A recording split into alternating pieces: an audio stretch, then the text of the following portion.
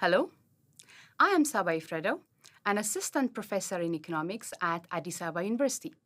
Today, I am going to talk about climate-smart agriculture in Ethiopia. I draw on past research and policy insights to provide lessons learned, evidence, and policy implications going forward. Agriculture plays a crucial role in the Ethiopian economy, and so CSA matters for Ethiopia. Agriculture is responsible for employing close to 70% of the Ethiopian population, and it contributes close to 35% of GDP approximately. Not only that, but the Ethiopian export basket is also heavily dominated by the export of agricultural commodities. Despite this, the Ethiopian agriculture is extremely vulnerable to climate change and depends a lot on natural resources. High vulnerability to droughts and erratic rainfall are recent phenomena.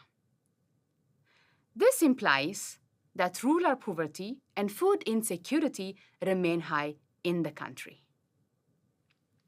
Cognizant of this, the Ethiopian government has identified CSA priorities and pathways in the various policies and strategies of the country. CSA has three interlinked objectives of increasing productivity sustainably, improving adaptation to climate change, and reducing emissions in the process of increasing productivity. This is very much aligned with Ethiopia's national plans. First, we have the umbrella of climate resilient and green economy strategy policy envisioned in 2011 that has laid the vision for a low carbon development path of growth for the country. This is complemented by the various agricultural policies and related sector priorities such as the forest policy. More importantly, we have the CSA roadmap that is the national framework for mainstreaming climate-smart agriculture across Ethiopia. More recently, we have the CSA investment plan that is stakeholder-informed, robust, and identifies investment potentials for enhancing agricultural development in the country. At a national level, the CSA investment plan has identified digital agricultural services and improving animal breed and animal health as key priority areas. What do we know so far about CSA in Ethiopia? Well, we know soil and water conservation is the most widely adopted CSA practice by our smallholder farmers. Adding to that list is agroforestry, integrated soil fertility management, and improving and adopting improved or high-yielding varieties. Micro-level evidence suggests, so far, that CSA adoption is linked to increased income and reduced food insecurity. In some cases, it has also shown spillovers into school enrollment. Macro-level evidence, nascent but suggestive of national gains through simulation models for the wider economy. And at best, CSA practices work best as a portfolio of practices when bundled and synergized with a couple of other interventions. More importantly, we also know the agroecology is important, and there is no one-size-fits-all. So the agroecology implies that we need to have the right mix of CSA practices across the different zones. CSA needs to be co-created in line with ecological and social dimensions. Despite disadvantages at the micro level and some evidence at the macro level, we know CSA adoption is still limited and fragmented in Ethiopia. The main challenges emanate from the lack of financial and informational incentives. There is also low awareness of skills among our smallholder farmers. traditional extension has very high farmer to advisor ratio, and so the quality of advice is compromised. Limited access to inputs and credits toward intensification of farming practices.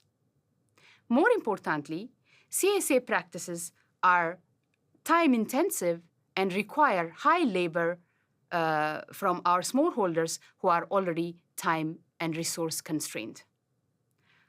On a more broader level, there is fragmented institutions and policy implementation bottlenecks across the various ministries and ladders of organizations.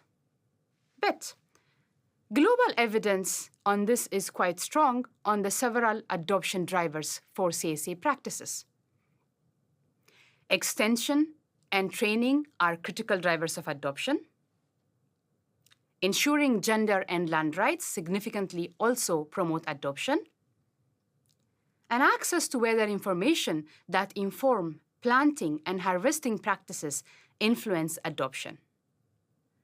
More importantly, farmers' knowledge and what they perceive about climate change also matters on which practices of CSA they adopt. Given these lessons and going forward, let us highlight the policy incentives for CSA adoption and scaling in Ethiopia. Clearly, an array of potential policy incentives can serve as a mechanism for enhancing adoption and upscaling of potential CSA practices by small-scale farmers. First, we should modify the cost and benefit structure of inputs and outputs. We should make certain practices unattractive through taxes and provide certain subsidies for, say, adoption of climate-resilient seeds or renewable irrigation services, for example. We also need to work on correcting market failures. The payment for ecosystem services is an important example,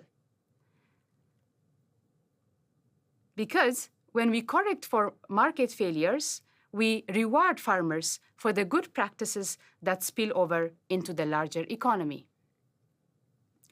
We also need to ensure that investment in CSA practices are grounded in long-term returns. That means we need to reinforce the certainty of reaching expected revenue streams.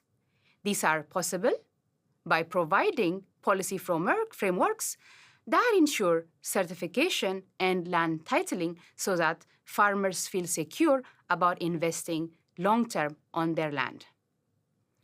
Access to credit is a major constraint, as these technology-intensive practices can be expensive.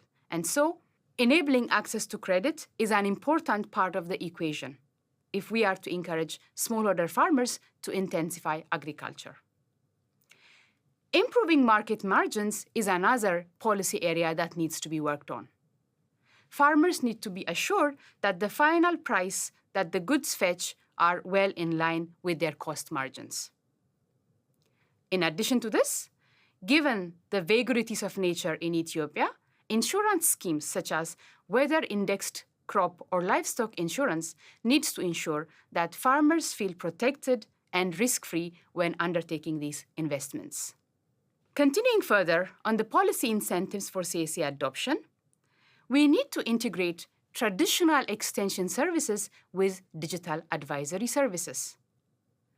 Digital advisory services have proven to be very cost-effective and can reach millions of people with the right agroecological message. Some of the CSA practices can be resource-intensive, so we need to integrate social protection measures. So sometimes farmers are not encouraged to adopt coping strategies that are not sustainable. Moreover, we know technology adoption in agriculture faces a number of behavioral frictions that are based on risk preferences, time preferences, and social interactions. We thus need to address these constraints. These can include providing peer learning, leveraging social norms, and the like. Public-private partnerships also need to be encouraged on a more broader level. More importantly, we need to embed monitoring and evaluation.